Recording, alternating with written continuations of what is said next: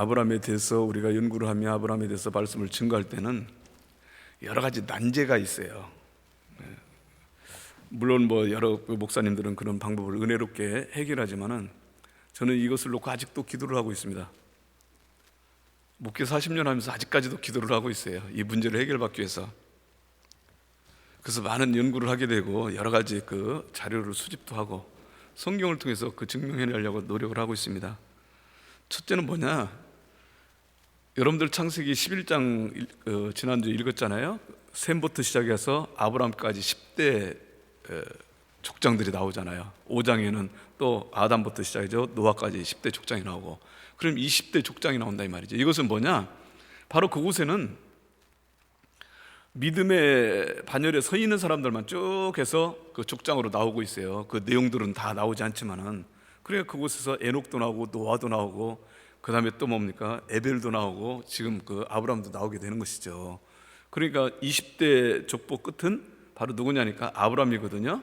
그럼 아브라함까지 그 연결시키기 위해서 족보에 쭉 나온다 이 말이죠. 그런데 만약에 그 중에서 하나님을 배신하거나 말씀대로 살지 못했다면 그곳에 족장으로 나올 수 있겠습니까? 못 나오죠.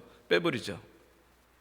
그런데 그런 믿음의 그 반열 속에 있던 그 나오는 그 족장들이 왜 갈대아 우르라는 우상의 도성에 머물러 있느냐 이 말이죠. 그러니까 난제가 뭐냐니까 정말 아브라함의 고향이 갈대아 우르 땅이냐 아니면 하란 땅이냐. 성경을 읽지 못하고 이 말씀에 대해서 이해를 못하는 분들은 참 그 난감한 문제들이에요. 질문까지 하기가 쉽지 않죠. 그 다음에 두 번째로는 아브라함이 무엇 때문에 하란 땅에서 그렇게 오래 머물렀을까? 예를 들어서 뭡니까? 아버지 데라는 205세에 하란 땅에서 죽었어요. 그러니까 70세에 아브라함을 낳고 205세에 죽었으니까 아브라함이 결혼한 그 사례 그리고 그 조카 롯을 데리고 왔으니까 한 50세에 갔다 할지라도 205세에 죽으면은 몇 년입니까? 그렇잖아요. 70세 떠났으면은 135년이고요. 그러니까 거기서 무엇 때문에 그렇게 오래 머물렀느냐 이 말이죠. 그리고 결국 그 아버지 데라는 하란 땅을 떠나지 못했어요. 가나안 땅에 들어가지 못했습니다. 그런 난제예요. 그 다음에 성경을 자세히 읽어보면은 창세기 11장에 나와 있는 첫 번째 조상이 셈인데 셈은 600세까지 살았습니다. 600세까지. 계속해서 이 말씀을 증거하겠지만은, 근데 아브라함이 출생할 때 주전 1166년인데 이때 셈의 나이가 몇 세입니까? 210세예요. 그리고 아브라함이 175세에 죽었기 때문에 셈이 오히려 뭡니까? 더 오래 살았습니다. 셈은 아예 그 아들 아브라함의 아들 이삭과 야곱보다 오래 살았어요. 또 그 다음에 아르박삿, 셈의 그 아들이 아르박삿이죠. 그 다음에 셀라, 그 다음에 강을 건넜던 에벨까지 다 아브라함이 하란 땅에 머물 때 살아있던 인물들입니다. 그럼 여기서 무슨 문제가 나오냐? 정말 아브라함이 노아 홍수를 보았던, 무지개 언약을 받았던 셈과 만날 수 있었겠느냐? 만났느냐? 못 만났느냐? 대략 만났다고 하면 그것은 신앙의 그 유전을 그대로 물려받으니까 노아의 어떤 홍수, 아담 몇 세기까지 다 알게 됩니다. 그리고 아르박사스랑과 셀라나 에벨을 만났다면 신앙의 전수를 그대로 물려받게 되죠. 난제가 생기는 것이죠. 그렇다 보면은 무엇 때문에 아브라함의 가나안 땅 생활에 보면은 그렇게 의심이 많고 때로는 하나님을 믿는다고 하면서 믿지 못했을까? 신앙을 그렇게 훈련을 받았다면, 자, 아브라함이 하나님의 1차 명령을 받은 것은 어느 때냐? 갈대아 우르에 살 때죠. 살 때. 그래서 오늘 본문 말씀 창세기 11장 31절 말씀이죠. 데라가 그 아들 아브람과 하란의 아들인 그의 손자 롯과 그의 며느리 아브람의 아내 사례를 데리고 갈대인의 우르를 떠나 가나안 땅으로 가고자 하더니 하란에 이르러 거기 거류했으며, 그러니까 아브라함에게 명령했는데도 불구하고 아브라함이 그 아버지 데라에게 말씀을 드린 거죠. 하나님께서 저에게 이렇게 말씀하는데 이 고향을 떠나야겠습니다. 우르를 떠나야겠습니다. 그러니까 데라가 거기서 성큼 자기도 나가겠다고 같이 나온 거예요. 근데 데라에게는 아들이 몇 있느냐? 바로 아브라함과 나홀과 하란이 있죠. 물론 뭡니까? 족보대로는 그렇게 나오지만은 순서대로는 하란, 그 다음에 아브라함, 나홀이죠. 하란이 큰 아들로 나와요. 그런데 이 하란은 자기 아버지 데라보다 일찍 죽게 되죠. 물론 뭡니까? 사가에는 뭐라고 설명하느냐니까 갈대우르에서 우상장사를 했는데 기업을 누가 물려받았느냐니까 데라의 기업을 하란이 물려받았다 이 말이죠. 그러니까 그 책임감이 있으니까 하란이 일찍 결혼을 해가지고 그 가정을 이끌었어요. 나중에 아브라함의 동생 나홀이 결혼한 건 누구와 결혼했냐니까 하란의 딸과 결혼했습니다. 근친 결혼을 한 거죠. 여러 가지 의미가 있어요. 내용들이요. 추측 해석할 때 보면은. 근데 하란은 그 불이 나가지고 우상이 타는 순간 뛰어들었다가 죽음을 당했다. 어쨌든 뭡니까? 데라가 같이 아브라함과 하란의 아들인 조카 롯을 데리고 나왔는데 하란이 갖고 있던 그 기업을 누가 물려받았냐니까 막내인 나홀이 물려받아서 나홀은 못 나온 겁니다. 그때 1차 병령 때. 그러면은 여러분들 생각해 보세요. 아버지 데라가 훌훌 털고 그곳에서 기업이 많고 친척이 많고 살림거리가 많다면은 막상 나올 수 있습니까? 못 나오죠. 대략 결혼한 나이 아브라함과 나홀과 아브라함을 낳은 것이 70세 났으니까 결혼을 늦게 했다고 보는 것이죠. 그것은 뭐냐? 대부분 그 위에 예를 들어서 나홀이라든가 아니면 뭔가 위에 있는 수룩이라든가 르우랑 그런 사람들은 전부 다 뭡니까? 30세, 32세 때로 뭡니까? 나홀은 29세에 데라를 낳았으니까 결혼을 일찍 한 것이죠.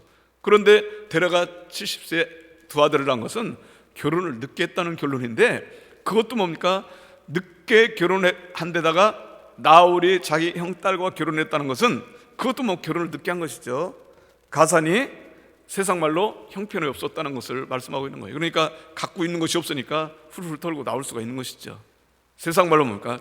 이곳에서 그쪽으로 옮기라고 했는데 그것을 가나안 땅으로 가는 것이 이곳에 있는 것보다 더 낫겠지, 그렇게 생각을 한다 이 말이죠. 그럼 이사하기가 편리하죠. 그렇죠? 여러분들, 내가 사는 장소에서 힘들게 살다가 어떤 친구나 주위에 있는 그 친척들이 거기서 살지 말고 이쪽으로 와, 이쪽이 나아, 그러면 뭡니까? 대략 뭡니까? 모든 그 기업이나 잘 사는 사람들은 이사 가기가 쉽지 않죠. 그런데 못 사는 분들은 거기 가면 이거보다 더 못하겠느냐 하고서는 후닥닥 이사 갈 수가 있죠. 그런 식으로 이사를 갔다 이 말이에요. 1차 병령. 자, 이 내용을 신약 성경에서 스데반 집사가 성령 감동 감화를 받아서 이 말씀에 대해서 해석을 하고 있어요. 자, 우리 사도행전 7장 2절에서 3절 말씀 한번 찾아봐요.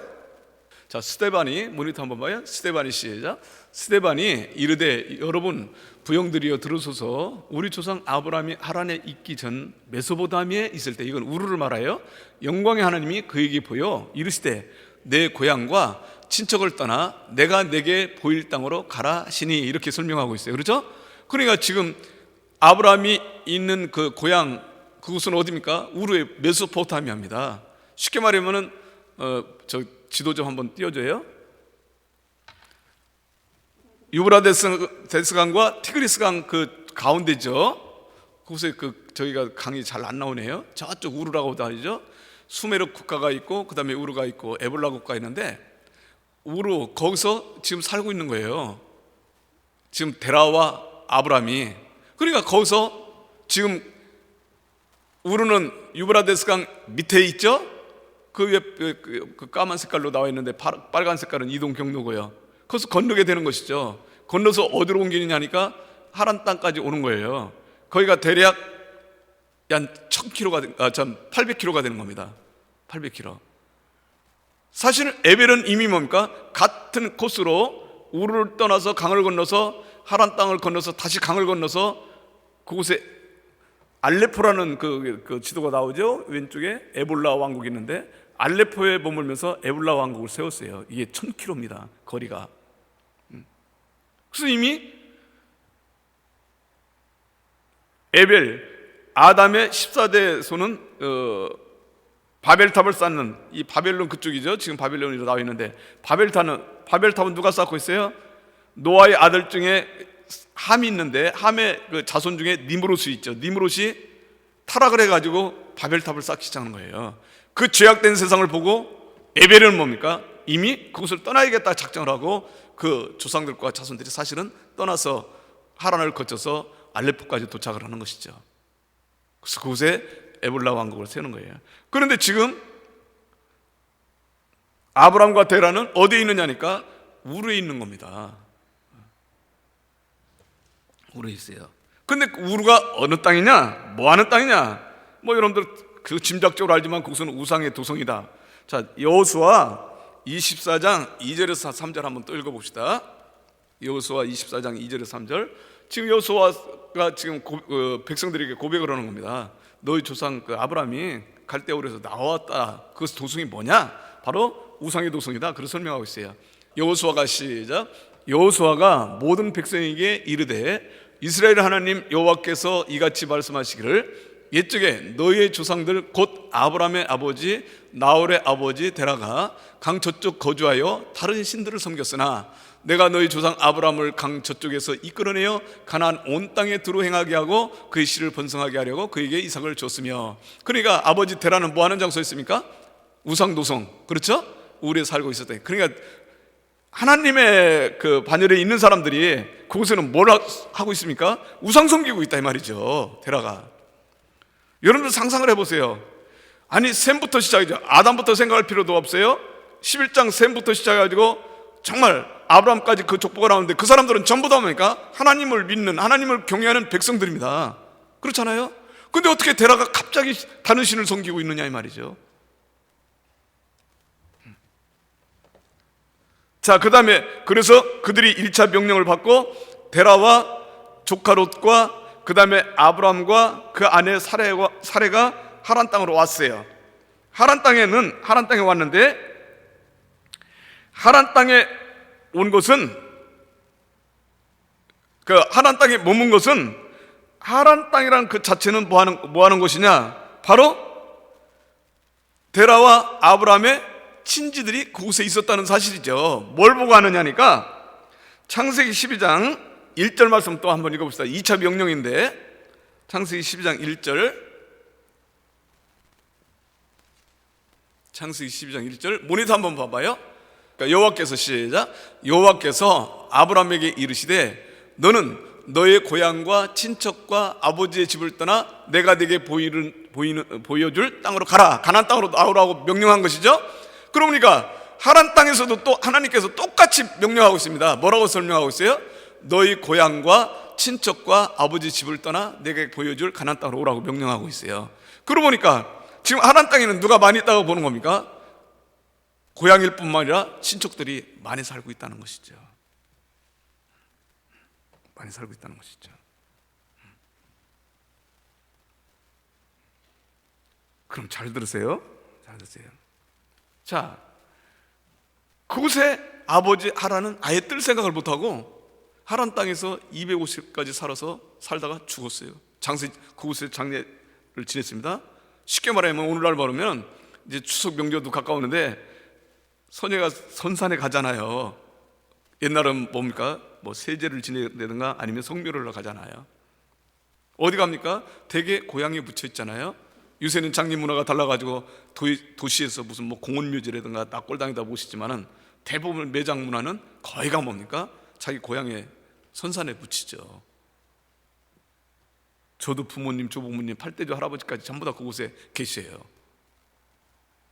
선산에. 그러니까 하란 땅은 누구냐? 바로 데라의 고향이자 데라의 그 친척들이 많이 모여 사는 장소라고 볼 수가 있어요. 자, 그러면 잘 들으세요. 이 장소는 뭐냐? 바로 여러분들 지도를 보면은 알레포, 에볼라라는 왕국이 파란 이렇게 써 있죠? 그려져 있죠? 그 다음에 하란인데 여기까지 거리가 대략 얼마냐가 50km밖에 안 돼요. 그래서 물론 에볼라라는 그 왕국에 대해서 연구를 하면은 연대가 좀 틀려요. 대략 번성기 때가 2600년 전부터 BC 주전 2600년서부터 2240년까지 아주 왕성한 나라였습니다. 그래서 지금 수메르가 나오지만은 수메르 같은데 때로 뭡니까 애굽 그 나라와 교역을 했던 그런 나라예요. 그럼 제일 왕성했던 때가 언제냐니까 주전 2400년경입니다. 주전 2400년경은 어느 때입니까? 바로 아담의 14대 손인 에벨이 벨렉을 낳았을 때가 2391년이에요. 그리고 벨렉을 낳고 난 다음에 이주를 해버렸잖아요. 그러니까 지금 에벨이 지금 어디에 도착한 겁니까? 바로 알레포에 도착했을 때가 2400년 전입니다. 대략. 그러니까 에볼라 왕국이 가장 왕성했다는 것은 바로 그 에벨이라는 사람이 그 나라를 세우고 나라를 통치했다는 것이죠. 그 내용이 어디 나왔냐? 성경에는 나와 있지 않지만은 고고학자들이 시리아, 지금 말하면 알레포 지역이죠. 알레포 그 폐허 지역을 뒤지면서 이곳에 왕국이 이렇게 많이 존재했다는데 이걸 한번 발견을 하자. 그래서 그 지역을, 그 폐허된 지역을 파헤치다가 뭐를 발견했냐니까 토판 문서를 발견하게 돼요. 토판 문서. 그게 아카디어라고도 하고 때로는 수메르어라고도 하는데 쐐기형 문자라 상형 문자로 되는 그 토판을 발견하게 되는데 신기하게도 그 토판이 완전히 뭡니까? 구워져서 나온 거예요. 근데 자보세요. 왜 거기서 토판이 나왔느냐? 16,000개가 발견된 가운데서 1,000개, 1,000개는 수메르어를 에볼라어로 번역한 사전이었어요. 사전, 오늘날 말하는 사전. 그래서 처음에는 이것을 상용문자를 연구하다가 이거 도대체 제가 해석을 못하다가 그 사전을 보면서 해석을 다 하게 된 거예요. 그런데 놀랍게도 그 토판에서 무슨 내용이 나왔냐니까 에볼라 왕국의 초대 왕은 누구냐? 에벨이라는 사람이 나왔어요. 그러고 보니까 성경에서 14대 손인 에벨, 벨렉을 낳았던 그 에벨이 이주에서 왕국을 세웠다는 결론이 나오죠. 그런데 자보세요. 이 에볼라 왕국이 어디에서 멸망을 당하냐니까 수메르 왕국에 의해서 멸망을 당합니다. 처음에는 수메르 왕국이 그렇게 그 큰 왕국은 아니는데 사르곤이라는 그 왕이 나타나면서 그때부터 강력한 왕이 돼서 이 나라 저 나라 치기 시작했어요. 그런데 2400년 경부터요. 근데 결론적으로는 그 수메르의 그 왕 사르곤 왕의 손자인 바로 나람신이라는 사람이 있는데 이 나람신이 2240년경 주전 2240년경에 바로 에볼라 왕국을 멸망시키는데 자보세요. 그 멸망시키면서 그 하란 땅까지 있던 그 왕국에 대한 모든 것을 전부 다 불태워버렸어요. 왜 그러냐니까 그들이 교육을 하면서 다 생각에 하나님이라는 신이 계시다. 그런데 자보세요. 수메르 우르 그 자체는 월신, 달신을 믿는 나라입니다.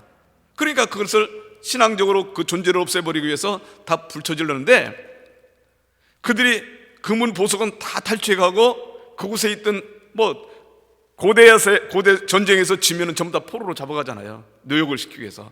그러니까 어떻게 생각하면은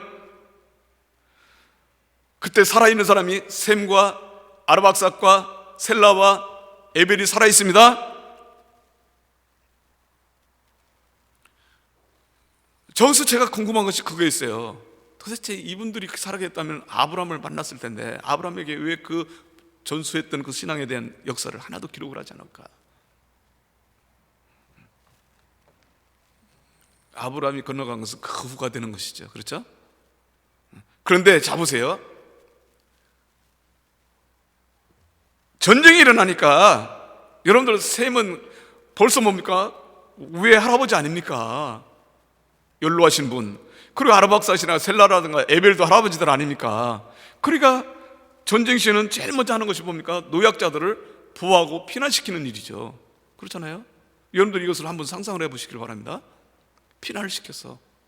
그리고 나서 나람신이 그것을 정복하고 난 다음에 다 불쳐지르고 그 다음에 뭡니까? 전부 다 포로로 잡아갔습니다. 자, 불쳐지르면서 그 에볼라 왕국의 그 나라의 그 기록된 역사를 기록한 그 터판들이 있는 것을 모르고 불을 저질렀는데, 불을 놈으로 말미암아 흙에다가 기록했던 내용들이 불의 열에 의해서 뭘로 됐냐니까 유기화된 거예요. 아주 단단한 질그릇처럼 구워져버린 겁니다. 그래서 그것이 1975년에 영국 학자에 의해서, 그것이 고고학자에 의해서 발견이 된 거예요. 상함이 없이 깨끗하게. 그리고 왜 데라가 하나님의 말씀의 후손들이 우리에 살면서 다른 그 우상 숭배했느냐? 결국 뭔가 그들을 포로로 끌고 갔기 때문에 그곳에서 달신을 섬길 수밖에 없었다는 결론이 나오죠. 이렇게 되면 대략 해석이 됩니다.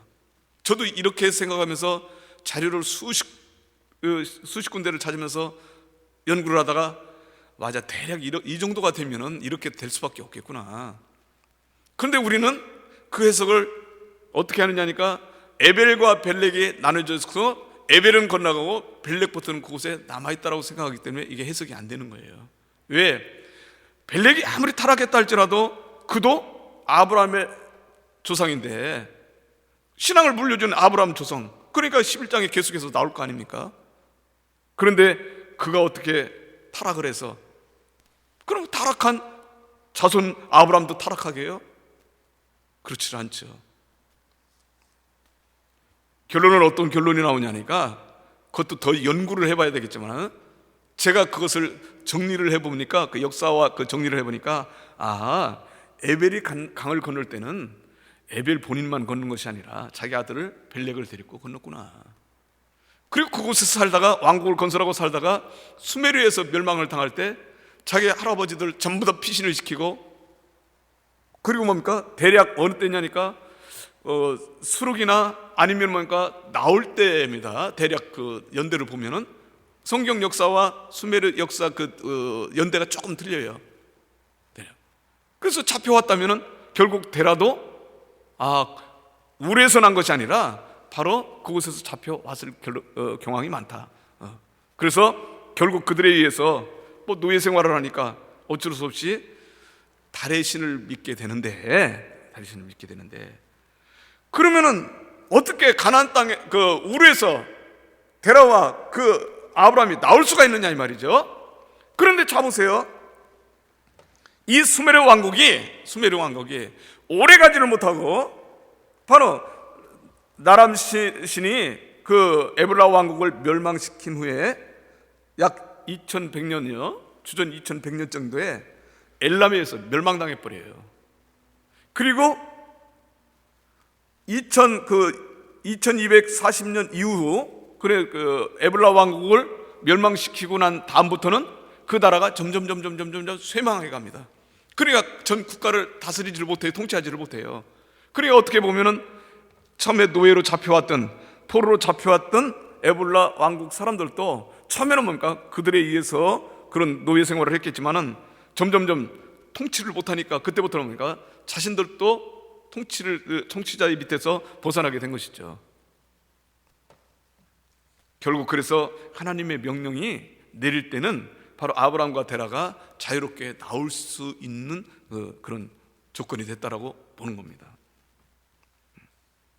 그래서 하란 땅에 머물렀던 내용과 바로 우르에 간 이유가 이곳에서 잘 연구하면은 논리적으로 맞아 들어가요. 그럼 자 보세요. 하란 땅과 그 가나안 땅 문제인데, 이 문제는 뭐냐? 아주 난제예요. 이 난제가 지금 그 신학자들도 해결하지 못하는 난제인데, 이 문제를 어떻게 설명하느냐? 자 보세요. 하란 땅에서 하나님의 2차 명령을 받을 때, 내 아비 본토 친척집을 떠나라고 했을 때, 데라가, 그 아버지 데라가 살아서 떠나느냐, 아브라함이, 아니면은 데라가 205세에 죽고 난 다음에 떠나느냐, 이 문제예요. 이것을 신학자들이 아직도 해석을 못하고 있고 결론을 못 내려요. 그런데 서책에는 뭐라고 하냐니까, 데라가 죽기 전에 떠났다, 이렇게 설명하고 있어요. 만약에 데라가 205세에 죽고 나서 떠났다면은 아브라함의 나이는 어떻게 되느냐니까 205년에서 70, 데라가 270세에 아브라함을 낳기 때문에 250까지 살다가 죽었으면 아브라함의 나이는 얼마가 돼야 돼요? 135세가 돼야 됩니다, 원칙적으로는. 그런데 가나안 땅에 들어온 것은 75세라고 그랬어요. 오늘 본 말씀 창세기 12장 4절 말씀 보니까 75세? 그럼 안 맞잖아요. 그렇죠? 그러니까 당연히 뭡니까? 아브라함이 하란 땅을 떠날 때는 데라가 죽기 전에 떠났다, 이렇게 설명합니다. 그런데 자 보세요. 성경 곳곳에서는 해석상의 문제가 좀 있지만은 이사야 51장 2절 말씀 한번 찾으세요. 이사야 51장 2절 말씀. 너희 조상, 자 시작. 너희 조상 아브람과 너희를 낳은 사라를 생각하여 보라. 아브람이 혼자 있을 때 내가 그를 부르고 그에게 복을 줘 창성하게 하니라, 이렇게 기록하고 있습니다. 이 해석을 어떤 분은 관주를 찾아가지고 에스겔서는 아니는 것처럼 아브라함이 혼자 한 사람, 자식이 없을 때죠. 자식을 없을 때 불렀는데 이렇게 이 땅을 다 차지하게 만들었다, 그 내용을 비유를 들어가지고 아브라함이 혼자 있을 때라는 것은 자식이 없을 때를 말한다, 그렇게 설명하는 사람도 있어요. 그런데 이곳에 보니까 개역성경에는 뭐냐니까 아브라함이 혈혈단신으로 있을 때 그를 불렀다, 이렇게 설명하고 있습니다. 혈혈단신으로 있을 때 아브라함을 불렀다. 여기서는 뭐라고 합니까? 개역개정에는 혼자 있을 때 불렀다고 분명 말씀하고 있어요. 그럼 혼자 있을 때는 무슨 뜻입니까? 울에서 나온 것은 자기 아버지 데라와 그 다음에 조카 롯과 아브라함밖에 더 있어요. 그러니까 자기 아버지가 돌아가셨으니까 혼자 남았다고 하는 것이죠. 원어를 찾아보면 이 내용이 뭐냐니까 곧 고아라는 뜻이에요. 고아라는 뜻. 자기 아버지가, 부모가 없다는 뜻이죠. 그러니까 아브라함은 데라가 죽고 난 다음에 가나안 땅에서 나왔다는 것만은 확실하다 이 말이죠. 그런데 왜 75세라는 나이와 맞지 않느냐 이 말이죠. 그것은 숙제죠. 여러 가지 의미가 있습니다만, 만약에 여러 가지 책을 읽는 순간 여러분들은 어디를 발견하게 되느냐니까, 예수님의 족보를 보면은 왕조가 쭉 나오죠. 그곳에 보면은 못된 왕들이 빠졌습니다. 족보에 안 집어넣었다는 거지. 왜? 악한 일을 했기 때문에. 그런 하나님이라면 당연히 뭡니까? 아브라함이 하나님께서 원치 않은 하란 땅에 머물러 하는 시간이 있다면 그것을 빼버릴 수밖에 없죠. 저는 그렇게 해석을 해요. 나이가 원래 135세인데 75세에 들어왔다는 것은 쓸모없는 시간 버렸으니까 그것은 그거 삭제시켰다는, 저는 그렇게 보는 겁니다. 그러면 오히려 억지 주장 같지만은 그것이 앞뒤를 해석을 해서 맞춰보면 그것이 맞다고 보는 겁니다, 저는요. 자, 어떤 분들은 이 해석을 뭐라고 하냐니까 사도행전 7장 4절 말씀 한번 읽어봅시다. 분명 아비 데라가 죽은 다음에 떠났다 하는데 죽었다는 것을 영적 해석을 해요. 사도행전 7장 4절. 아브라함이 시작. 아브라함이 갈대아 사람 땅을 떠나 하란 땅에 가다가 그의 아버지가 죽음에 하나님이 그를 거기서 너희 지금 사는 이 땅으로 옮기시느라 해서 분명 죽었다고 얘기하는데, 죽었다라는 헬라어가 아포드네스크입니다. 아포라는 것은 옆으로 갈라섰다, 드네스크는 멀어졌다라는 뜻이에요. 그게 죽었다는 뜻이죠. 그런데 이것을 영적으로 죽었다 이렇게 생각합니다. 왜냐니까 상징적으로 죽었다는 의미도 있어요. 그런데 아니, 스데반 집사가 성령 감동 감화를 받아서 영적으로 죽었어도 만약에 아버지 데라가 살아있는 데서 아브라함이 떠났다면 그냥 되고, 자기 아버지가 살아있을 때 아브라함은 나왔다고 그렇게 설명을 하지, 굳이 그걸 힘들게 뭐라고 뭡니까? 데라가 죽은 다음에 나왔다고 이렇게 말하겠습니까? 그렇잖아요? 이해를 하기 쉽죠? 자기 아버지 데라가 죽고 나서 나왔다고 이렇게 스데반 집사가 성령에 감동받아서 기록을 했는데, 만약에 아버지 데라가 살았다면 살아있는 가운데서 나왔다고 하지, 뭐라고 그걸 죽은 다음에 나왔다고 그렇게 힘들게 해석을 하느냐 이 말이죠. 그러니까 결국 뭐예요? 75세다, 아브라함 나이 75세다 맞추려고 보니까 데라가 살아있을 때 나와야 75세가 맞죠. 그렇죠? 그런데 그 75세를 못 맞추면은 무슨 문제가 나오냐? 그 다음부터 아브라함 이후의 모든 연대가 다 틀려져 버립니다. 만약에 135세로 기록을 해보세요. 모든 문제가 다 틀려져 버려요. 안 맞아 들어가요. 그러니까 그걸 맞추기 위해서는 어쩔 수 없이 75세라는 곳에 맞춰야 됩니다. 근데 아까도 제가 말씀드렸지만 에볼라 왕국이 건설된 것은 주전 2600년이다. 그러면 에벨은 2391년에 강을 건너는데 말이 안 맞잖아요. 200년 차이가 나잖아요. 그런 것을 볼 때 이것도 더 연구해봐야 될 필요성이 있구나라는 생각을 한 겁니다. 어쨌든 잘 들으세요. 자, 정리를 해봅니다. 아브라함의 고향은 어디냐? 출생지는 우르입니다. 그렇죠? 우르. 그런데 아브라함이 자기 자식 이삭을 장가를 보내기 위해서 자기 물론 창세기 15장 2절에는 엘리셀이 나오죠.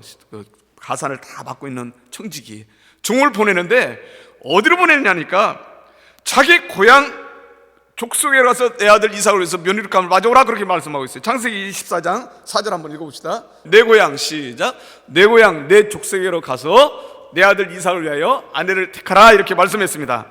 그곳에 택한 게 누굽니까? 바로 나홀의 아내 처 밀가의 아들 라반의 딸이죠. 리브가를 얻어오는 것이죠. 근데 리브가에 대해서 정확하게 설명하는 것이 창세기 25장 20절 말씀에 나와요. 자, 창세기 25장 20절이요. 이삭은 시작. 이삭은 40세에 리브가를 맞이하여 아내를 삼았으니 리브가는 밧단 아람의 아람 족속 중 부두엘의 딸이요 아람 족속 중 라반의 누리더라. 부두엘은 누구냐니까 결국 그 윗구절을 쭉 읽어보면은 나홀의 아내 밀가의 아들 부두엘입니다. 그러니까 나홀은 누구예요? 이미 갈대울에서 아브람과 데려와 떠나지 못하고 기업을 물려받았던 나홀입니다. 떠나지 못하고. 근데 나중에 보니까 나홀이 어디 와 있어요 지금요? 하란 땅에 와 있는 거예요. 하란 땅에. 그럼 나홀이 언제 하란 땅에 와 있느냐? 이거 뒤죽박죽하냐? 갈대울에서 떠나지 않았던 나홀이 어떻게 하란에 와 있냐? 잘 들었어요? 그것은 당연하죠. 왜? 누가 부른 겁니까? 데라가 하란 땅에서 살다 보니까 먹고 살만해. 그러니까 나홀을 부른 거죠. 나홀아, 거기서 살지 말고 이쪽 빨리 와. 이곳에 친척들이 많이 남아있어. 그곳에 와서 자녀를 낳은 것이 바로 밀가를 얻어서 난 것이 누구냐니까 부두엘을 낳고 부두엘의 딸이 누구냐니까 리브가입니다.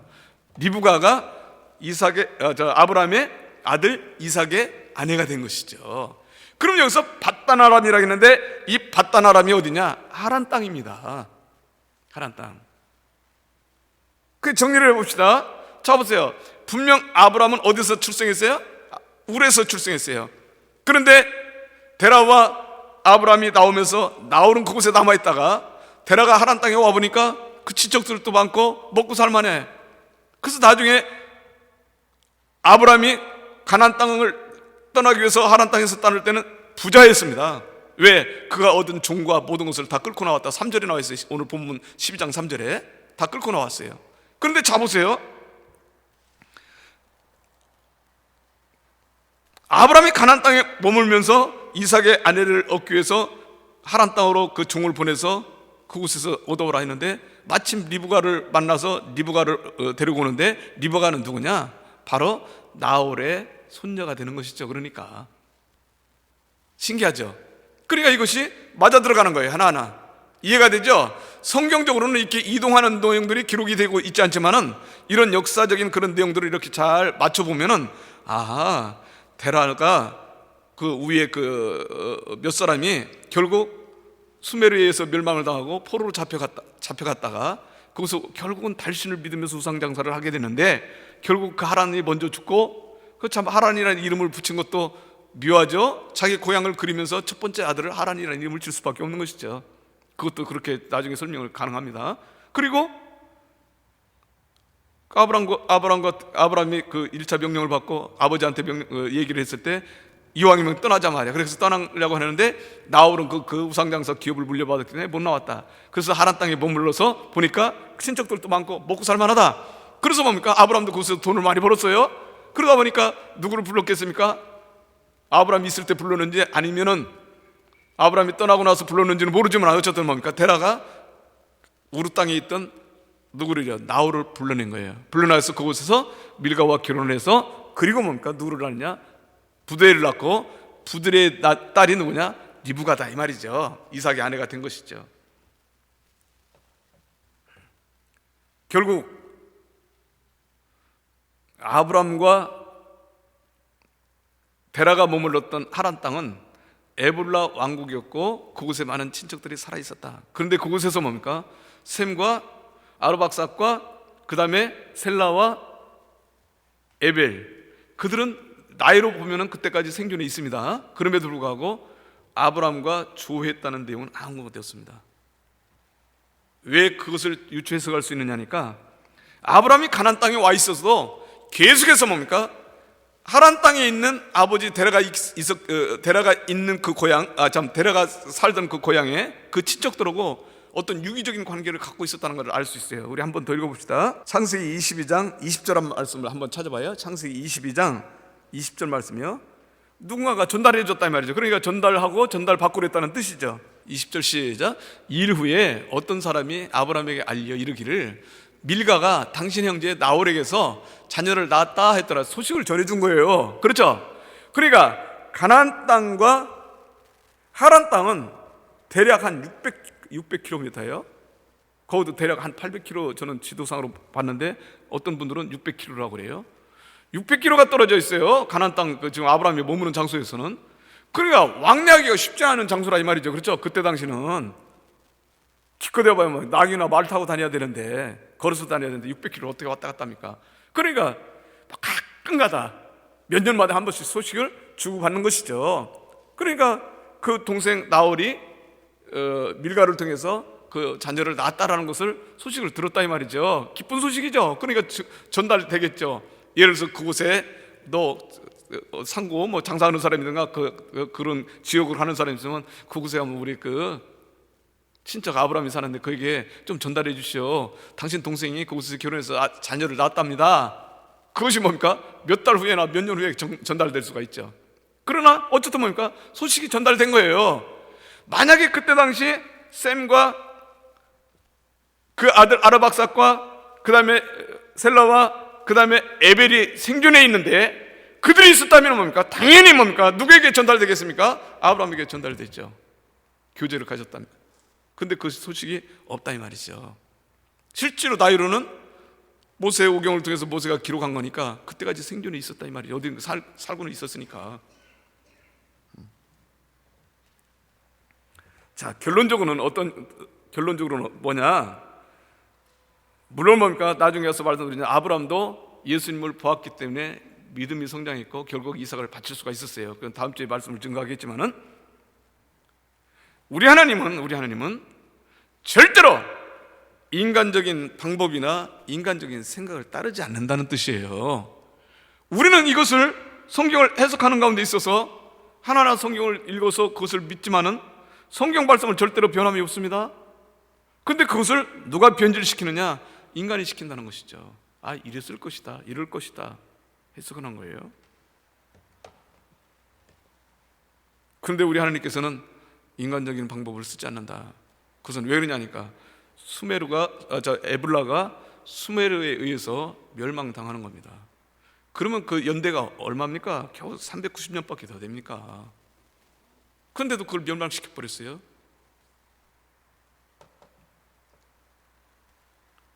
우상의 도성을 벗어났던 에벨, 그 얼마나 경건한 자손들입니까? 근데도 그 나라를 멸망시키고 포로로 잡아가 버렸어. 그것은 무슨 뜻입니까? 그 400년이 안 되는 그 사이에 그 많은 그 족보에 나와 있는 사람들이 하나님만을 경외하지 못하고 또 타락의 길을 걸었다는 뜻이죠. 그래서 결국은 그 나라도 하나님께서 멸망시킬 수밖에 없었다. 그리고 누구를 선택하게 되는 겁니까? 20번째 나오는 아브라함을 선택하게 되는 겁니다. 그럼 무엇 때문에 아브라함을 선택했을까? 그 이유는 다음 주에 말씀을 증거를 하죠. 성경 구절 하나만 더 읽고 우리 말씀 마치겠습니다. 잠언서 16장 9절 말씀 한번 읽읍시다. 잠언서 16장 9절. 그러니까 저와 여러분들이 인간적인 생각하지 마요. 믿음 속에서는 성경 그대로 믿으면 돼요. 아브라함이 데려가 영적으로 죽고 나서 떠났다, 죽고 떠났다, 그것은 기록된 대로 죽고 떠났다 하면 죽고 떠나는가 보다 그렇게 생각하면 되는 겁니다. 이해를 필요가 없어요. 그것은요. 무엇 때문에 75세라는 나이가 이렇게 나오냐, 그 따질 필요가 없습니다. 그것은요. 왜? 믿다 보면 나도 보면서 성령께서 가르쳐줘. 그것은. 자, 한번 읽어봐요. 잠언서 16장 9절. 자, 빨리 끝내라고 막 그러네요 지금요. 방송실에서 한번 읽어봅시다. 악인은 시작. 악인은 입으로 그의 이웃을 망하게 하여도 뭐야? 16장 9절이라고 그랬어요. 다시요. 모니터 16장 9절이요. 사람이 시작. 사람이 마음으로 자기의 길을 계획할지라도 그의 걸음을 인도하시는 이는 여호와시니라. 할렐루야. 하나만 더 읽어봅시다. 이사야 9장 7절 한번 더 읽어요. 그래야 결론이 나오니까. 이사야 9장 7절. 모니터 봐요. 정사와 시작. 그 정사와 평강의 더함이 무궁하며 또 다윗의 왕자와 그의 나라에 군림하여 그 나라를 굳게 세우고 지금 이후로 영원히 정의와 공의로 그것을 보존할 것이라. 이것은 뭡니까? 어느 때부터 시작하는가? 아브라함과 다윗의 세계죠. 그러니까 다윗 세대가 수금 언약, 변치 않는 언약을 하면서 이렇게 말씀을 한 겁니다. 그런데 잡으세요. 너희들이 이것을 이루는 것이 아니라 바로 누가요?